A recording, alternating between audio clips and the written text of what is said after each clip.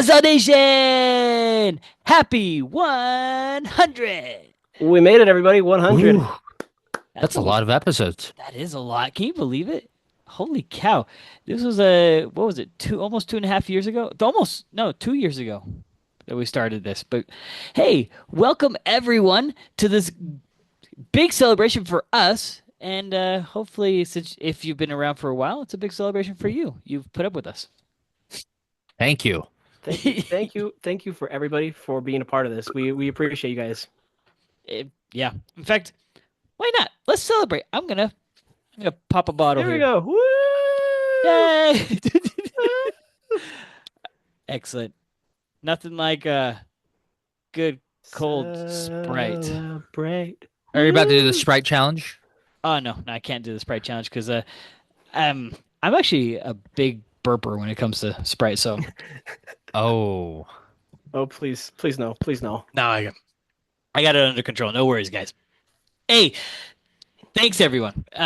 Marcus is just gonna be full of confetti the rest of the episode. So we decided to dress for the occasion. It's a special occasion for us, and so shirts and ties, and obviously a red ties. But to celebrate with you guys, since we just did our little celebration, we are going to announce the winner of today's giveaway. Oh, I'm so excited for this. Remind everyone what the giveaway was, Marcos. The giveaway was for a Binho board with the Real Salt Lake logo on it. So those of you who are not familiar with what Binho is, it is literally flick soccer. So And like it's penny hockey from when you were a kid, but or better or, with a or soccer the, ball. the football one, the little paper football. Yeah, it's all yeah, those. So without further ado, let's you know what? Let's raffle this thing off. So if you don't mind, let me go ahead and share my screen. Y'all see it? here we go. Round and round the board it goes. Let's see who's gonna be the winner. All Oh, I'm right. excited. Woo! Here we Oh go. Here we boy, go. that is holy cow! That That's a ball is lot. That's a lot of It names. the for our blind listeners, the it's moving so. Oh, Do we have a winner? Jason Perez. Jason Perez hey! underscore zero Congratulations. seven. Congratulations, you are the winner for the Binho board. Excellent. Marcos, take down the name so that way we don't forget. And Marcos will be reaching out to you via DM. So excellent. Thank you, Jason Perez, for listening Congratulations. and playing along with us. And for everyone else that didn't win, no worries. You're not the loser because you get to listen to the rest of this episode. And if you're not listening, well, then don't worry. But we do have a lot to go over, especially with I guess with how RSL is playing. I mean, we definitely have a lot of opinions to go over, and because we love you, you're gonna listen to all of it. So we're gonna go over that game. We're gonna talk about some announcements that were announced, mainly ownership group announcements. We don't know any more than you guys, but we're gonna talk about our opinions about it. Then we're going to I don't know, guys. I want to talk a little bit about roster stuff, just because of what happened to this last game. We're just gonna throw out some roster. Yeah, it's gonna get a little heated in here. And then to not to end it off, but to almost end it off, we're gonna talk about the LA Galaxy game this Saturday. It's an afternoon game, just so everyone Thank remembers. goodness. Thank goodness. Am I right? Yeah, because it's gonna be a little chilly again. But and then we're gonna end off with from what I saw, there are a lot of Instagram questions, and I know we have a lot of opinions regarding those questions. So Oh we boy. have to save some space, guys. We have I, to I I I haven't looked at the questions. I'm tempted to look right now. Or no. I want to go in just go in Go blind. going blind. blind. Going blind. Perfect. All right. So Christian, give us your thoughts on the lineup of this Minnesota game. I mean, on paper, it looks like a solid lineup, right? You've got obviously the GOAT Cabral at the back, with a back line, with a kind of a questionable back line, I would say. Junqua, Glad, Vera, and Quinton. My favorite just being the wings on that back line there. A solid midfield of Ojeda and Anelli, who have been solid all year. They've probably been some of the brightest parts of our team all year. And then our attacking piece up front, Marchuk on the right, Gonçalves on the left, and Diego Luna in the middle with Forster Ajago up top. Okay. Um, so you mentioned that the wing backs were your favorite part. Why? Of that defensive line. Okay. Just because they've done their job for the most part this year. So we're gonna get already into the hot topics real quick. I'm starting to remember some of the hot topics that were talked Saturday night. Hmm. Um, Junqua. Junqua gets to start over Catranis. There were a ton of people up in arms. Like I'm telling you, like people were pissed off that Catranis hasn't started in the past two, maybe three, at least two games in a row. 2 games. Um, Marcos, I'm going to throw this question to you. Do you have a preference? Is everyone exaggerating this, or is this a real concern? I think everybody's just going off of what they saw from Catarani's to close off the year, from his dog mentality, scoring that game winner in Philadelphia, for what he brought towards the end of the season, going to the playoffs. Which, yeah, he's a solid player, but I think I don't know. I'm going off of what my opinion. I think Pablo might choose Sam just because of his experience from what he brought from Dallas. He was such a great player, but they both bring good things.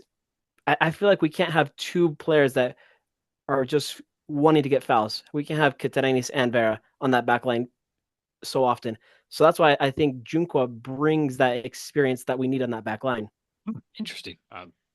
I But I I don't know to flip it onto you though. Are we looking for experience on the back line? Or are we looking for results? I mean, they can't be. They're not exclusive. You can have both. But I mean, does Junqua not bring results? Does he not bring success? Have we seen success? I mean, if we take a look at we our form, we're winless in 3 games, or in the past 2 games after we beat Houston. And let's see, all the ones that Sam has started, he has started. He started against Herediano, the second leg, we lost. He started um, Houston Dynamo, we won. Against Dallas, we lost, and against Minnesota, we lost. So we've won once with him as a starter. Well, sorry, I apologize. He did play the first leg of Herediano as. Oh no, he subbed in. Remember, Catranes Subbed in. subbed out early. So, but does this speak to how he plays? Just because the results in terms of wins aren't there, does that mean Junqua is not a starting left back? I mean, I think it depends on the strategy that we're going after. If we're going for a defensive-minded strategy, then Junko should start. If we're going for a more aggressive offensive strategy, we should have Katrani starting.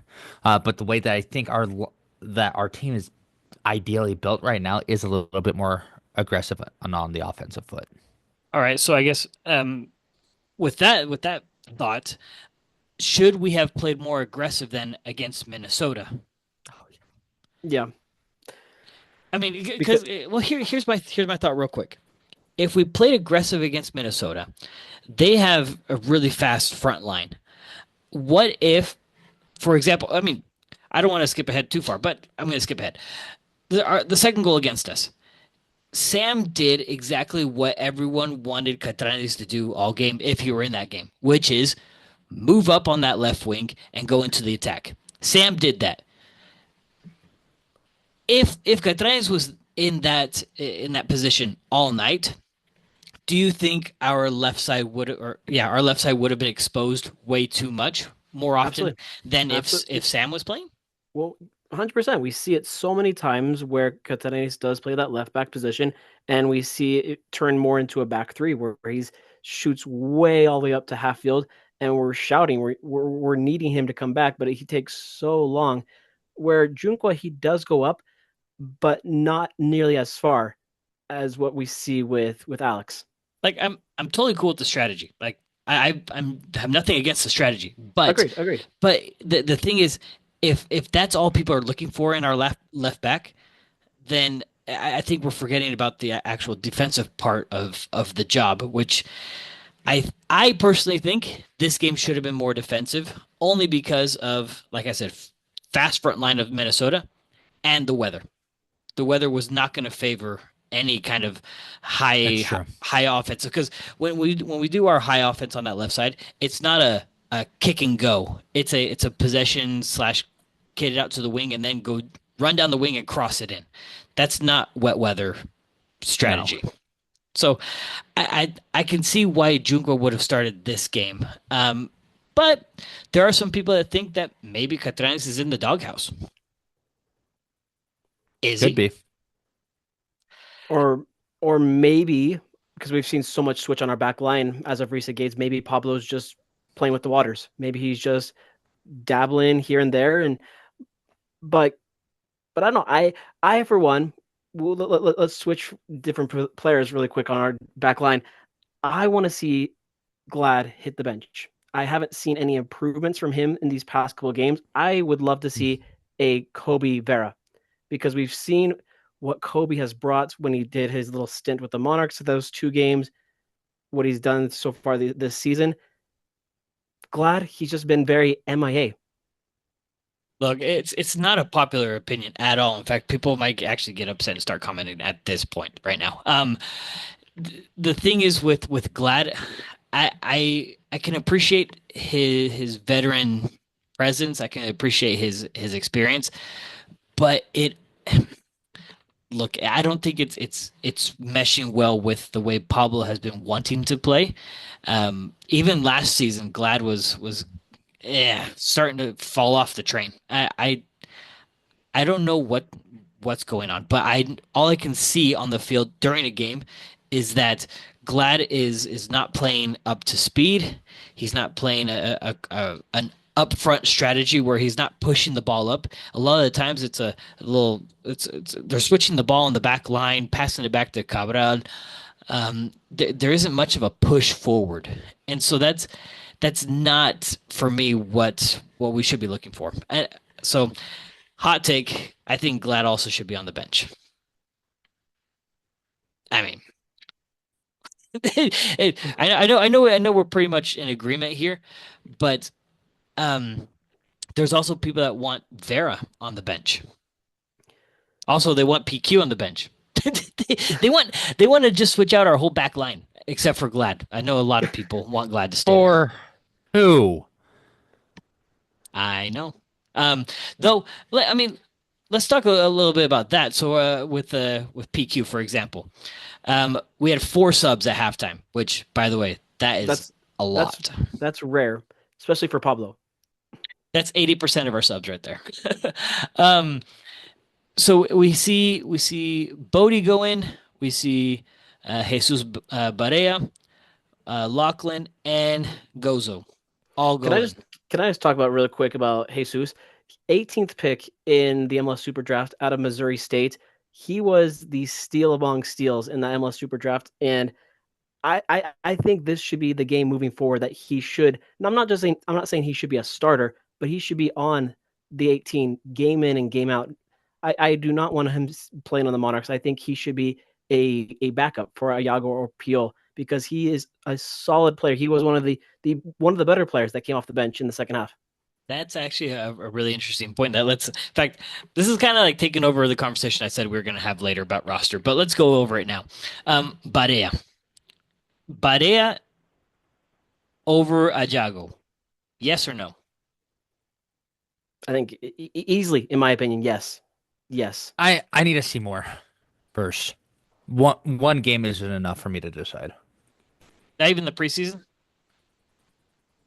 I know we didn't see much. We didn't see preseason, but people were raving over Barea in preseason. I still need to see results first. Hmm. And results would be goals. Results Goals. would be okay. Yeah, I mean, it's exactly what we need.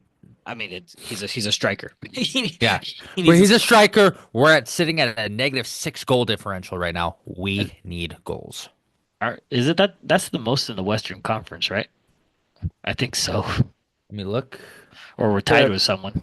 for goal differential, That's second worst. We have the Casey has the worst. Oh, naturally. No, KC has the worst record. They have a -6 goal differential as well. Ah, we're Uh, tied. Galaxy and Houston both have -7 goal Oh, differentials right now. okay. Excellent. Well, all right. So we need to find goals. And with the people that we have right now, goals aren't coming. But guess what? Um, second half was definitely better than the first half, like always. Um, I mean, first half, 4 shots. Um, and by the way, all 4 shots were from at least, if I'm looking at this map right, at least 25 yards out. All 4 shots. So that means nothing was happening. Also, by the way, I can't remember who tweeted out. Oh yeah, Caleb. Caleb tweeted out that the 4 subs, 2 of them were due to hyperthermic symptoms. So it was apparently really cold, 40 degrees, Apparently. raining. Um, I don't know if you guys saw at the end of halftime. I think I kept my eye on Vera. Vera's like a he total opinion. He looks like kind of a wimp with the cold. He's like and he came like running off the field to the locker room because he was like Oh yeah, freezing cold. every single one of the players were booking it to the locker room. They probably changed their jerseys, got a nice dry one on Yeah, True. because field conditions were probably one of, if not the worst that I've ever seen in all the MLS. I bro. The right side of the field on the right side of the Oh camera, my gosh. that whole strip was like flooded in the middle. Unacceptable, by the it way, just by it just Minnesota. makes me appreciate the days that we had Dan Farnes taking care of our pitch. Seriously, that I mean, even still with the new regime, I don't know, we still have the best pitch in MLS. yeah, So, it's true. It's true. So back to this difference of stats. So can we agree that on paper this lineup is probably one of our strongest lineups, yeah. and yet they produce jack. Um, and then I, second half we get like a huge influx of stats, shots, I was everything. expecting a lot more out of Diego from transitioning, going from the U.S. and men's national team, what we saw there, and then especially with Dominic. Dominic, he didn't play a single minute in the 2 games with Poland, and I was like, oh man, he's gonna have fresh legs, he's gonna be able to produce for us. But 45 minutes, nothing at all. I don't know. Yes, you can blame the weather all you want, but the team did not play like they wanted to be there at all. Everybody was just playing so individual, and it's so lackluster. Yeah. And there's a huge we'll call it a huge group of the fans that were saying that on the second goal against us, Vera was not sprinting. Vera was not hustling back. All right, I need you guys' take because I think I might be different than everyone else. Was there effort there? Hard to tell. Hard to tell. I my Oluwaseyi might have gotten a head start. Oh, he did get a Look, head start. yeah. So Vera was definitely beat. Beat, yes, but do you think he could have ran faster? That's what people's complaints are. They're saying he jogged, and I'm like, I guess you can already tell my facial reaction. I don't agree. I think he was hustling. I wonder how people would actually run when they've been in, I don't know, we'll call it over an hour's worth of cold, freezing conditions and trying to sprint after being out there for so long. For me, as a player, I don't know if you guys have played in those kind of conditions. Your legs get numb. Oh yeah, You and Yeah. like you can't feel them. well, along with that, it's difficult to breathe. It's difficult to breathe when you're sprinting that fast. Yeah. So, um, all I can say is that I wouldn't judge his effort. Do you know whose effort we should be judging though? And luckily he was subbed off at halftime. Same one as Um, always, Diogo. Giogo. my friends. That's another hot topic that's going around right now. Is he worthy of being a DP? Absolutely not.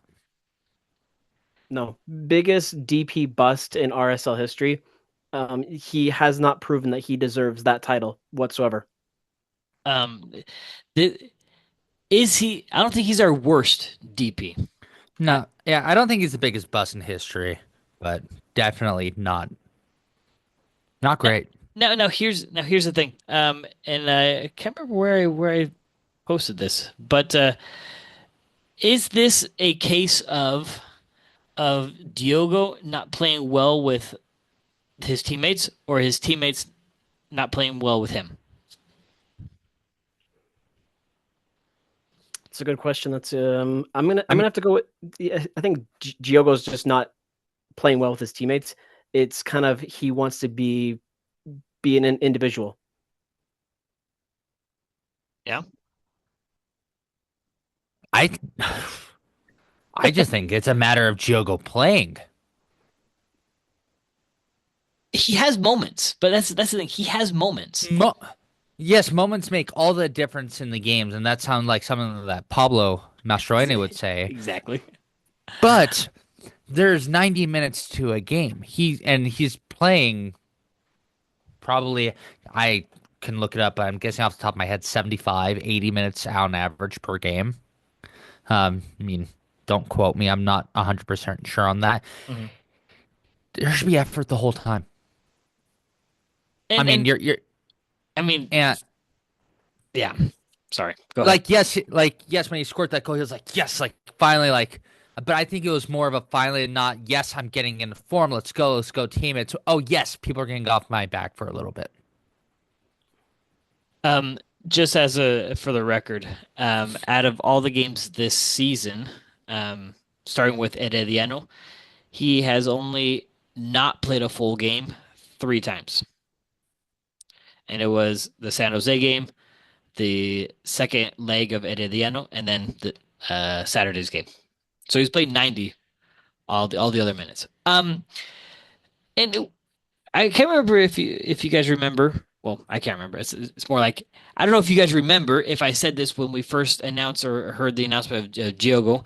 When I heard that he was Portuguese, I said, "Oh crap, I don't want him." Do you guys remember why, or why do you think I would say that? Enlighten Um, us. because he's selfish. I think this is my own opinion that most Portuguese attacking players are all like Cristiano Ronaldo. They are self-centered. They don't produce team-worthy goals. Um, there are very few that do, like Bernardo Silva. He can only Mhm. because he plays in a Pep Guardiola system, which is a lot of passing and possession. But if you look at any of the other ones, I uh, Rafael Leao, he's a direct. He's like direct to goal. Doesn't care about team play. I don't think. So you see a lot of Portuguese style is just that. It's just a lot of individualism coming as a collective. Um, So so do you feel like that's something that eventually could change with Diogo, or just it's kind of set in this way? I, for me, it's ingrained. I think that's just how they grow up playing. Um, so when I see that all these complaints, I'm just thinking in my head, this was in writing. Like this was way before. This was happening way before. Just all everything with Chicho, Gomez, and all that stuff was just covering what Diogo actually who he was. To be honest, Yeah. but not to say that he can't change. Not saying that he can never change. But um, I like the question that someone tagged us in a tweet, and I wanted to get your guys' thoughts on it. If you guys read my answers, then ignore those. I want to get your guys' answers. The question was, the season is still young. What does RSL need to do to turn things around? Things do not look promising at the moment. Well, besides buy players, which is the obvious answer. um, I mean, maybe not obvious, but expound, expound. well, like we know, once we do get those two attacking players, hopefully they are two attacking players. I feel like that might be that hidden gem that Ayago and Peel need because right now they're two young players that we're trying to rely on to be our goal scorers. And once we get that veteran piece, then that will be I'm not gonna say our saving grace, but that will help out immensely. So you think getting a DP9 or a good striker is going to cure all this. It'll be the slowly that building block, not fully, but It'll it'll push be us heavily into the positive direction. slowly. Okay. Christian, what do we need to do to turn things around? Honestly, we need to figure out what's going on in this locker room and with the chemistry on the team. There is no chemistry on this team. And that is, one of the biggest, I guess you could say, sins of this team. Um, Now, I know Alexi Lawless has a lot of not fans, but something he says really well that I enjoy when he talks about specifically national teams. He he says that the best national teams aren't necessarily the best 11 or best 18 players from that country. It's the best 18 that work together. And any good team has to be the same way because we've got the talent. I don't think it's any question. We've seen Rafael Cabral just he play lights out. We've seen Diego Luna, especially for the United States, which I will stand that he should play for the United States over Mexico, even with everything going on still. He played his lights out for the United States. You see Dominic Marchuk, who can play his lights out. Midfield that just can crush everything else. We've got the potential for a backline that'll stop every single goal from coming in, be physical and aggressive and defensive. But when there's no chemistry, when there's no cohesion, that does not matter. Yeah. Amen. I actually I like that point. And what was our biggest like our biggest thing that we advertised last season about our team? What did The we team have? is the star. Team is a star. That team is a star is overall, but specifically the last two seasons. What type? What? I guess I'll just give it to you guys. We've been advertising a lot that we've been getting Colombians. We had our Mm. four Colombians, and what did the Colombians do? They had chemistry. They knew each other. They know style. They're from the same place. And I talked a lot. Marcos probably got sick of me talking about it. That if you're from the same either same place, same language, same background or similar backgrounds, you're more Oh yeah. likely to play Well, better together. and ever since we've gotten players from different countries, England, Portugal, Australia, it's just been different. It's totally changed helter skelter, and I'm not saying that we should totally not go get players from different countries because that's where talent is. But they need to, going off Chris's point, we need to learn to play together. We need to have that cohesion on the field. Yeah, and I think right now, I mean, looking at our starting lineup right now, I mean, you have Ghana, Portugal, the US, Poland. Poland, Paraguay, Colombia, and Brazil. Seven countries represented on that field, with very few that actually work together. Colombia, Paraguay could work together. Obviously, the ones for the United States are similar, but I think the United States doesn't have an identity, so I think that's what I'm trying to say, void and null. Um, so chemistry, that is for me, Well, huge. and you take a look, just social media. Yes, it is an appearance. It is, only a glimpse into the background. But social media it does say a lot about potential team chemistry. How much time do you see these players spending time together outside of training, There are a few. practice? There are a few, not a lot of them. Not a lot. One of the a team that they spend a lot of time together outside of practice, the Utah Royals. They've had some just some bad luck, I would say, to start the season because they are a good team. Their chemistry is impeccable. I saw them live. I hope to see him a few weeks ago. I hope to see them again here in a couple of weeks. And that team, their biggest problem right now is depth of their back line. That's it. Yep. Yep. But their team chemistry, how they work together, they spend time together outside of the pitch to really deepen those ties. It shows on the field. They've got great possession, great passing. And our team, yes, I mean, the second half of this Minnesota game, we had fantastic possession, but a lot of wasted possession. But there's no chemistry. They don't do anything together. They don't know each other. And if they don't know each other, they can't play well together. Yeah. Yeah, 100% to Christian's point. We go back to a couple of years when we had Demir, we had some of these former players, even going back to Aaron Herrera, they all bonded. They all wanted to be buddies. Like maybe they do, but whatever you do off the pitch resembles what you do on the pitch. So Well, and you can see it. So here's my point. Here's my response to Christian's point. I mean, I think Christian nailed it, but we're all just branching off at this point. mhm. The I said I personally see this as a team is the star issue. It seems that there is no fight for the collective. I can handle losses where the team looks to work together, but I see arms in the air on wrong passes, wrong runs, bad shots, solo runs, etc. And so the question was posed again, does that stem from lack of unity or from poor management by Pablo? We already It's said poor unity, yeah, right? absolutely. Because I don't think Pablo has poor player management. He doesn't. He has a great relationship with his players, for the most part. There are questionable game management decisions, but for me, it's lack of personality compatibility. We have good players, but I think styles and personalities don't seem to line up.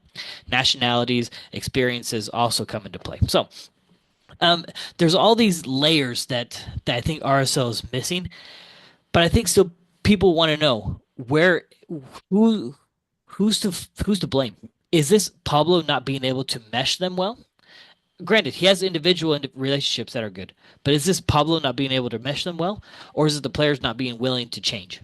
There's only so much that Pablo can do, and Pablo's done everything that he can do, doing mixing and matching with the starting 11, taking players off at halftime. But it all starts with the starting 11 and how much they truly want to be there and win for this club. Yeah. Um, I'm not much more we can say about this game. It's I guess just what lastly, obviously, I was at the watch party on Saturday, and yes, RSL was down 2-0, and it was unfortunate. I'm never with the supporters because I'm up in the press box with Christian game in and game out. I was starting chants, starting cheers because that's the time that we want to start those chants and everything. But I didn't see that passion. I didn't see that energy from our supporters, and I just want to give a shout out. Like we need more of that, you guys. We need to have that passion, that desire, and to show the club, even when they're on the road, that we care, that we truly care, and we love this club through the good and the bad. Yeah.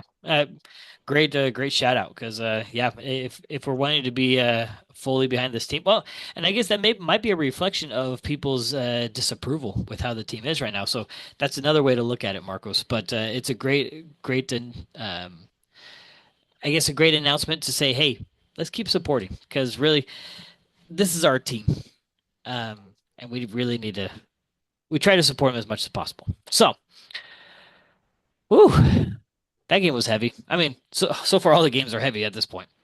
But let's switch over into the announcement for the, I guess, possible, I guess not possible, upcoming new owner group. Christian, do you want to give us a little bit more on that? So it came out that the Blitzer Group is selling their majority ownership to the Miller family here in Utah. There's a lot of people that have differing opinions on it because of our experience with the Jazz. I don't And know. I'm I d- Say it. I'm mixed on how I feel because one of the biggest things that the Miller Group is great for the community. They love the community loves them back, and so I don't think there's going to be any issues with them loving the community, but pumping money into the team has always been kind of a thing because you take a look at how they took care of the Jazz. They got good with draft picks. But Good with when those draft draft picks, meaning good scouting. good scouting, good and like picking up Donovan Mitchell, Rudy Gobert, like that was the scouting group under the Millers. Um, and I mean, even beforehand with Karl Malone, John Stockton, and then when those good players kind of fell off, it was hard to get anybody to want to play here. Yeah.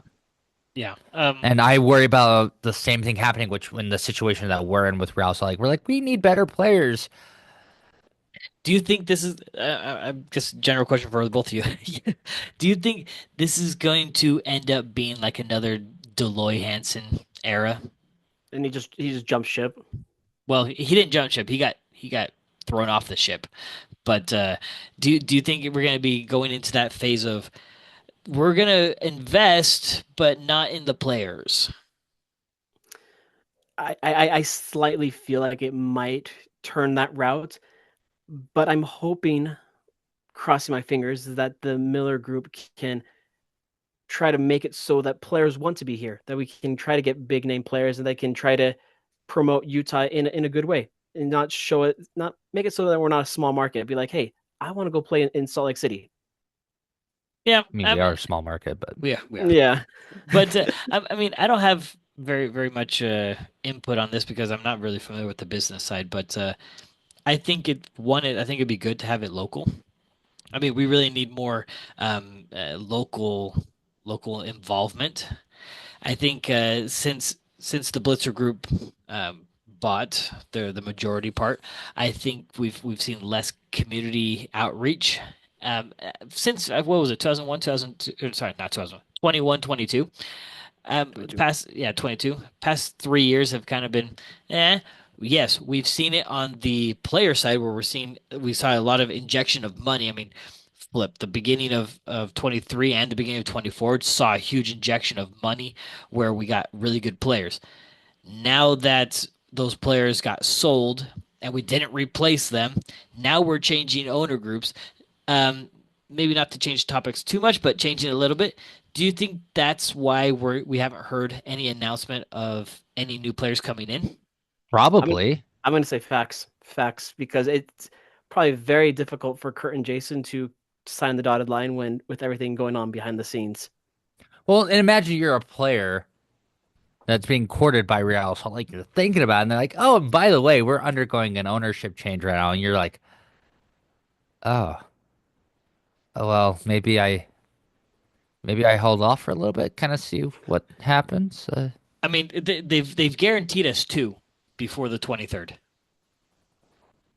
I I think to maybe to your point, Christian, I think they might be holding off. Who knows? Um, I don't know. So this whole new ownership thing, to be honest, I'm not sure when they're going to announce it. Hopefully soon. Um, we don't know within the next month or two, but Hopefully. maybe we'll get an announcement and more specifications of what's going to happen moving forward. So more to come. We'll have more opinions on it, but I think our biggest thing is maybe how this is going to affect what players are going to be, what kind of players are going to be coming in. All right, switching gears a little bit. We're going to now let's get into this Saturday. Enough talk about what could be with the new ownership, what could be with new players. Let's get into what we have and how it's going to happen this Saturday. Um, let's talk a little bit about what's going on with the Galaxy. First off, Marcos, give us a little rundown. What's happening with the Galaxy? Yeah, so they just played leg one of their CONCACAF Champions Cup. Um, Obviously home against Tigres, tied at 0-0, but 31st minute they had a huge injury that took place in Yoshida, their center back. He had to be taken off in the game. So Oh. that is a huge loss for them. And I guess huge loss. They get Paintsil, who started the game, but he came off at halftime. But you get a full 90 from Fagundes, Gabriel Peck, and Christian Ramirez, who played a full 90 in that game. Okay, Christian, what do you think that means for us? I mean, you see all that and you're like, how should RSL fans react? Um, I mean, worried about LA's offensive capabilities. They're still pretty strong up front. I would want to be excited for a weaker backline for LA, but our inability to score kind of worries me, and I wonder if we can take advantage of that. I wonder how many of them that started, um, for the Tigres game will actually start for our game. And if we look at their lineup, just like what Marcos was saying, they have a Gabriel Peck. He's obviously one of the better ones. Christian Ramirez is a great striker. Paintsil, Fagundes. So those four right there are pretty good offensively. But you look who came on in the 90th minute, Miguel Berry. Scored last season against RSL, so he's very familiar with this team. He might get the start, so solid weapon for them. Yeah, that's another one to worry about. Also, what I saw from Mateus Nascimento as a sub, that kid was running like like the Energizer Bunny, and I worry about that only because if we see Peyton still start this game, which I think we could because he got subbed Hmm. off. Um, I mean, but he is coming back from an injury, so that Hmm. this just might be controlling his minutes. But if we see Paintsil play, you can bet your bottom dollar you're going to see Nacimiento come in as his replacement, and he's a runner. He was giving the Tigres back line a run for their money. Granted, it wasn't like a huge deal, but I did see him kind of like how Jesus Barea was for us in the second half. That's how he was for the Galaxy. It was just annoying. He was just there like constantly. But my biggest worry, and I hope that he doesn't start, to be quite honest, is Peck, Gabriel Peck. Yeah. So knowing that the Galaxy obviously play us on Saturday, and then they have leg two on Tuesday, are we going to see a full bench for Galaxy, or are we going to see like a mixture of starters and bench? And not only that, but they travel to Mexico. That's correct. That's correct. Yeah. So uh, I I think we're gonna see a lot of these that started on the bench. I think we see.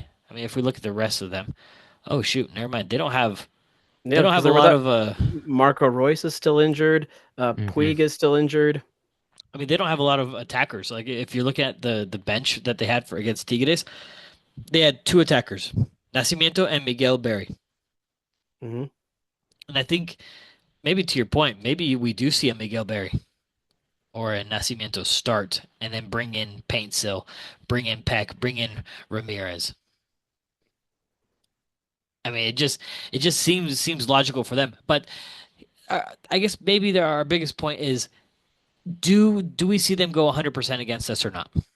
No. Arcos. I think this.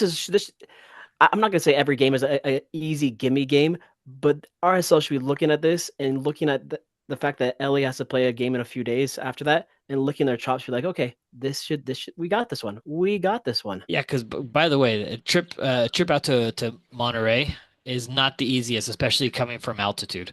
I mean, they're going from, and I think that's why we had the afternoon game. To be honest, I think that's why that we were given the afternoon game because I think LA leaves that evening to go out to Monterey, Well, and it was scheduled for 2:30 prior to them being in CONCACAF though. I bet you MLS already saw it. The MLS and CONCACAF said we need to have the MLS champions go farther. Um, but this is actually yeah. I think we're gonna see a diminished LA Galaxy team. But what's more important, our Well, team. LA has not won a game at all this season. Oh, that's right. Let's talk. Oh, I don't Maybe like that. you're like we They, just cursed it, well, they're at 2 points on the season with two draws, four losses, and at a -7 goal differential. Yeah, and we're sitting at 6 points with a -6 differential. We're not that much better. Yeah. um, I mean, let true, they still sit below us in any standings with, um, hey, we scored the same amount of goals, 5 goals. That's ridiculous. Um, but yeah, the fact that they don't have any wins, but they're still in CONCACAF Champions Cup, I think that again, that's why the biggest conversation of surrounding this game is do they play full strength or not? Are they going to look for that first victory, or are they going to try to save themselves for the CONCACAF Champions Cup, especially going into a place like Tigres, which is not a good environment.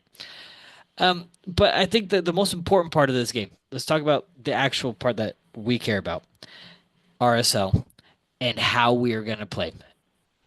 Peel comes back from suspension. Um, do we have which is anyone? much needed because we can't have a which is much needed because we can't have a Yago be playing a full 90 because by about 65th, 70th minute, I feel like Mhm. that's the point where he's going to get gassed. So having energy like Pure is excellent. Do we see Peel come back Excellent, you say. better? I mean, does he come back Um, more mature, more patient? Does he come back with his head on straight? I mean, how do we see him come back?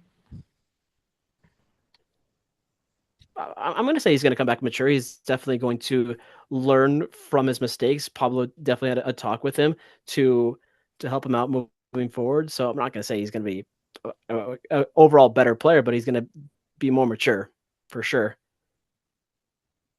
Do we see him get the start? Who would you? I guess who would you start? It, I'd say it all depends on who does better at practice on Friday.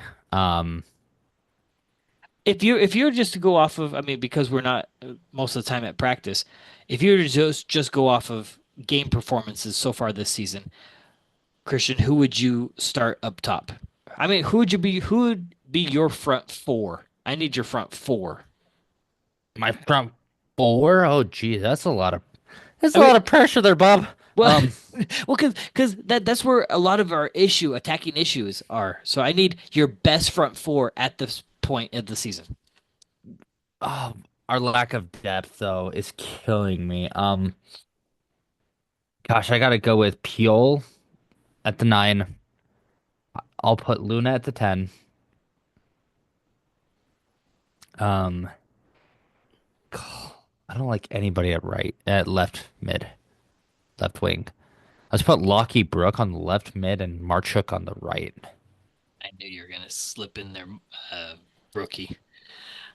I, I'm the exact same as Christian. I want to see Lachlan get more starting time because he is that driving force off the bench, not afraid to take shots 25 yards out and nearly hit the crossbar.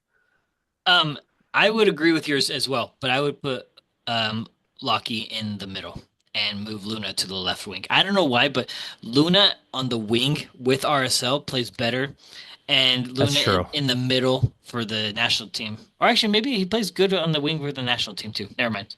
He I just think plays. Luna He just wing. plays well for. Luna plays well under Pochettino. Pochettino's got him figured out and complements him well. Yeah. I don't know. Um, but I really think that Luna should be playing wing. Period. Yes, he's interchangeable. He can play in the middle and shift and whatever. But I think his spot is the wing. And, and maybe going back to that Minnesota game and all the other games that he's played. Um, do you guys think? And I'm just throwing this out there, shooting from the hip. Do you guys think it's a problem that Luna runs everywhere on the field? Yes. Yes, I watching it at the tail the with all the fans on Saturday. I was telling them I was like, can he not play in one spot? The dude wants to play every single where, and I appreciate that because he has the energy and he wants to roam the field. But it's like you're playing left mid, you're playing at the 10, stay there. Christian, what do you got? I agree. I think, and I also think it speaks to the issue that people, again, back to my point about chemistry earlier. If he didn't feel like he needed to run all over the pitch, he wouldn't. Because you see, he doesn't do that for the U.S. men's national team. Because as, identityless as the team is, because the U.S. is still young in soccer culture and figuring out what its identity is, which it's in a weird spot because it's like no identity but really good players. What are we gonna do? I don't know. Regardless of that, he is still able to trust that the United States back line is going to be there to protect, and those defensive midfielders and Tyler Adams are going to do their job and get the ball up to him. And so he was able to conserve his energy more and make those attacking plays when necessary, rather than feeling like, okay, I don't think, you know, Junko's going to get back, so I need to run all the way back.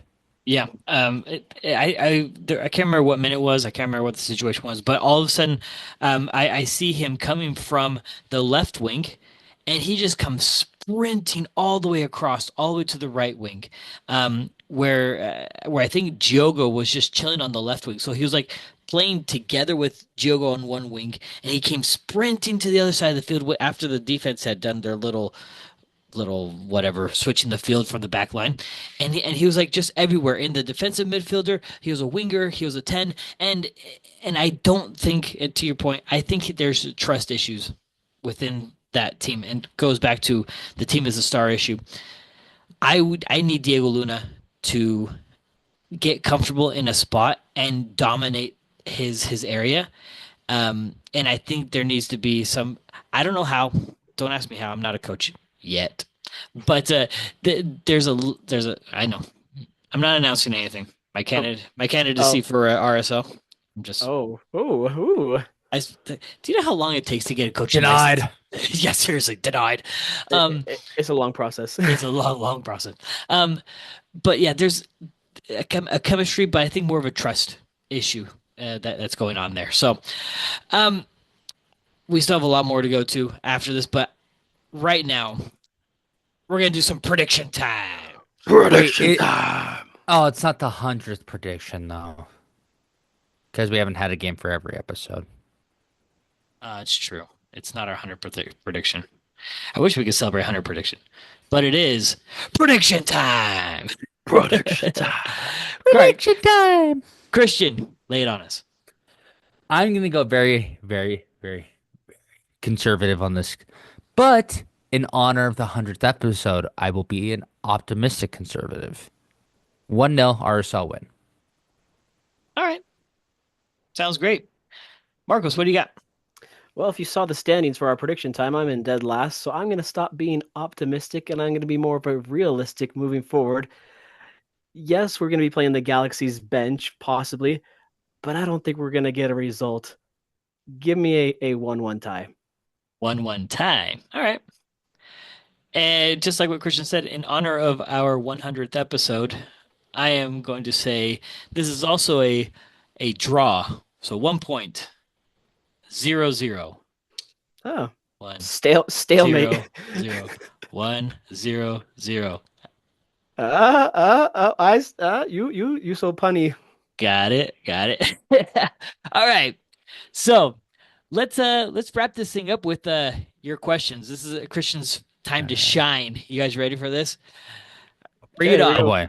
Question number one. What is the best soccer movie you've watched? Ooh. There's so many good ones out there. Really? There are? Yeah. I think this is gonna be very cliche because here's the thing: I haven't seen the Pele biopic yet, Okay.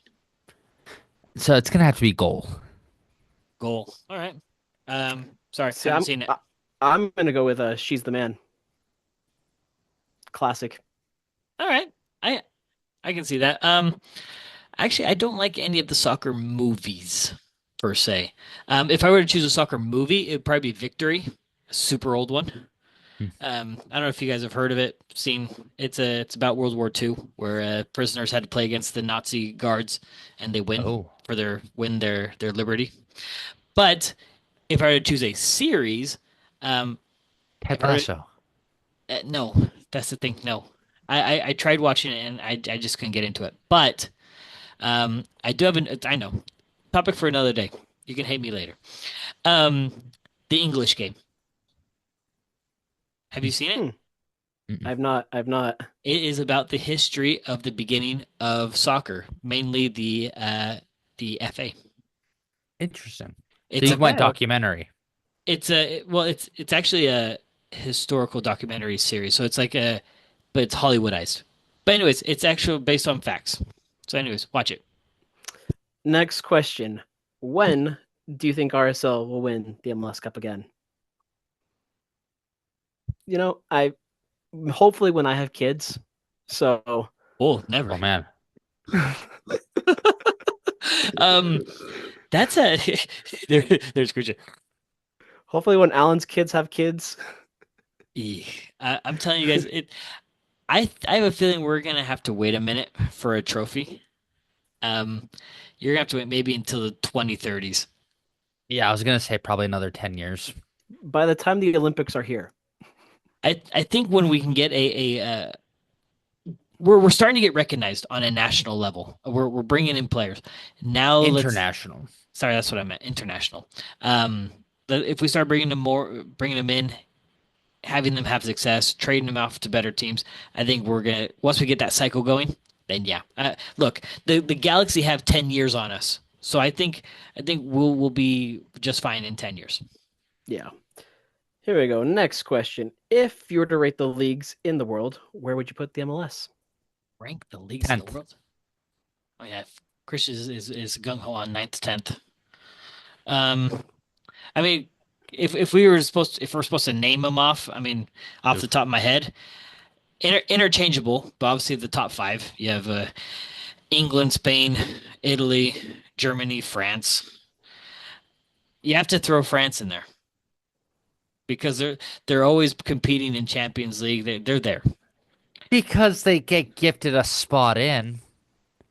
I know, but here's the thing: if I were to switch out France, it'd have to be Brazil. So, but And then, I'm naming well, off Brazil. then what about like the Dutch, like the Netherlands, because they That's got right. Ajax. That's true. The Dutch league, the Hmm. Portuguese league. Um, by the way, that I already counted Brazil. So, um, I mean, who else would I count in there? Argentine League. I mean, to be honest, the Argentine league has dropped in It's fallen quality off, yeah. because a lot of them are going off to other leagues. So, but I The I would Saudi probably League. shut up. I wouldn't say top 10 for in my opinion. I'm going to go maybe 13, We can't 12, even 13. we can't even name 10 leagues right now. Well, we're not gonna put Liga MX in the top 10. Sorry to our Ooh, Mexican ooh. listeners. They're not a top 10 league. That league has come to a screeching halt. It was like Japan over there. They got good soccer. Uh, I mean, Australia, no, Australia. no, no, Australia, no, Not Australia, Australia, no, no, no. no, no. But Japan, top 15. maybe. Trying to think. But anyways, yeah, I think. Oh, the Turkish league. Duh. The Russian Turkish. league. Uh, maybe, maybe. Anyways, there you go. MLS maybe 9 or 10. Next question. If RSL didn't exist, which team would you cheer for?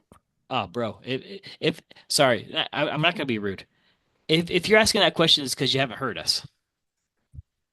It's either going to be Barca or River. For you, Hmm. we have to choose one. And Uh, After today's results, I'm gonna have to go with Barca. okay, Christian, Wait. Is the what? question within MLS or just leagues total? Because if we're talking leagues total, then I already have Manchester United, Barcelona, River, Lille, Borussia Dortmund. I mean, come on. Well, let's break this down. You have to choose one international club and one other MLS club. Ooh. One. Oh. Yeah, yeah, yeah. I know. All right, so I'll go off of my logic for picking a Major League Baseball and NFL team, Home, wherever home is. wherever our home was. So for me, because Houston. Marcos, yep, it would just naturally be Houston. All It's right, only if RSL didn't exist. I wore RSL gear when I lived in Houston. I believe you. Marcos is in there laughing when he'd be a Timbers fan. I Yeah, would be Timbers. I would be a Timbers fan. Um, I think if I were in MLS, not gonna lie, I might be LAFC. You literally said a few weeks ago that you'd be a Miami fan. Yeah, come on, quit bandwagoning. Yeah, come on. Look, if I were to like start from the very beginning of a club, I would want to be an LAFC fan. I would only do a Miami if because of Messi. Just like I did Barca, just like I did Paris, just like I did actually just those yeah, because he doesn't have a long list. But anyways, because I have all his jerseys for all the other teams. So I do not have a Messi Paris jersey. I refuse. I have a Agreed. Messi Paris jersey because it was gifted to me, and That's fair. I don't throw gifts away. No, of course not. Especially when it comes to jerseys. Absolutely not. Absolutely not. Bring it on. Next one. How big of an impact will the new signings make? If I knew who they were, I would tell you. Since I don't know who they are, I can't tell you. I think it depends on how well they mesh with the team. If they mesh well with the team and have cohesion, they'll be fantastic. Otherwise, it's just me what we're seeing now, just with more I people. I think if we can get, and I'm totally biased. It's like this is my total bias coming out. If we can get Hispanic players in, boom.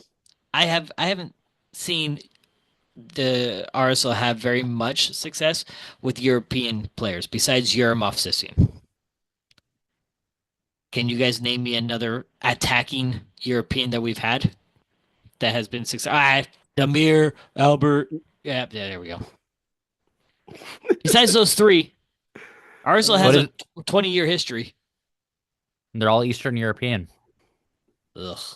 I'll get back to you on that one. Yeah, get back to me because yeah. Bring it on next. Next question. Congrats on your 100th episode. Thank you. There seems to be a lot of negativity from fans. What will change that? Positive results. Do you think I'm going to throw this devil's advocate? Do you think RSL fans expect too much for the market that we're in? Always. Yeah. But I like the optimism. It's great, but it also leaves the door open for a lot of disappointment. We have to admit that there's a lot of room for disappointment when we expect a lot of things from RSL. When I Yeah. mean to whatever I can't remember how many questions back. When will RSL win another cup or another trophy or whatever? That shouldn't even be a question. It's like when can we consistently be top five in the Western Conference? Like consistently and move past the first round of the playoffs. I think that's probably the first one. Let's move past the first round of the playoffs multiple seasons in a row. Then let's start talking a little bit more serious. 2021 was the last time we got out of the first round. And before that, Uh, yeah, exactly. probably. Actually, it's probably 2019 or something like that.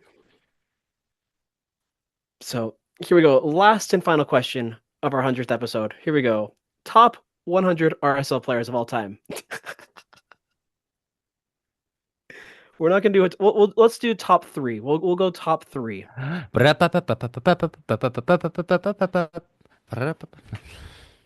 That'd be super impressive if someone could name all the players on all RSL rosters from 2005 till now. I bet it's possible.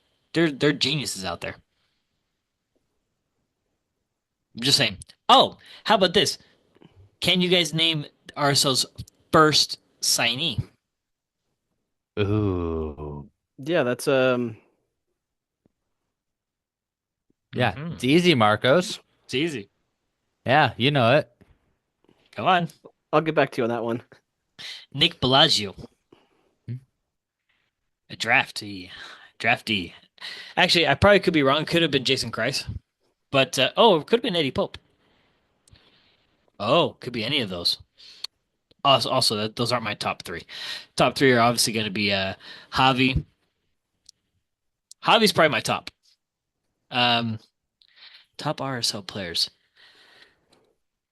By the way, I'm not a huge Beckerman Nick Rimando kind of fan. They're great players, but I honestly think Sabarillo was a I great was gonna. player. Mm-hmm. Um, and Flip. I don't know. I'm just gonna name those two for now. If I were to have those two in my on my team right now, we'd have a lot of success. Well, I guess two of mine are similar to yours, Alan. I guess you're only two that you said. So I'm gonna go Javi and Sabo, and then my final third one, I'm gonna go with Olave. He was a I pretty think as solid. well that two out of all of our three are the same in Javi and Sabo. And I'm actually going to say Nick Raimondo. Okay.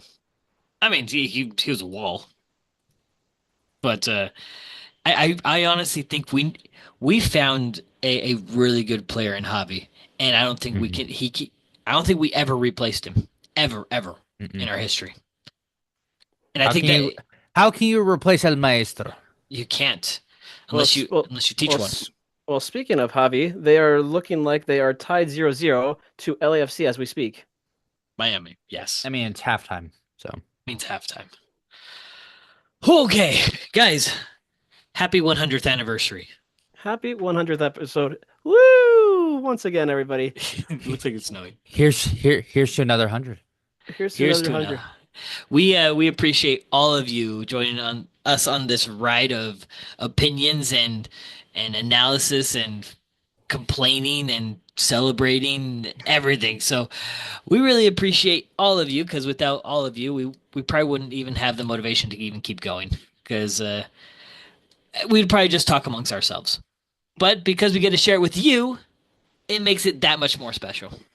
Yeah, so make sure if you guys are at the game on Saturday, come see Christian and I at the tailgate. Game is at 2:30, so stop by the tailgate, come say hi to us. We'd love to see you there.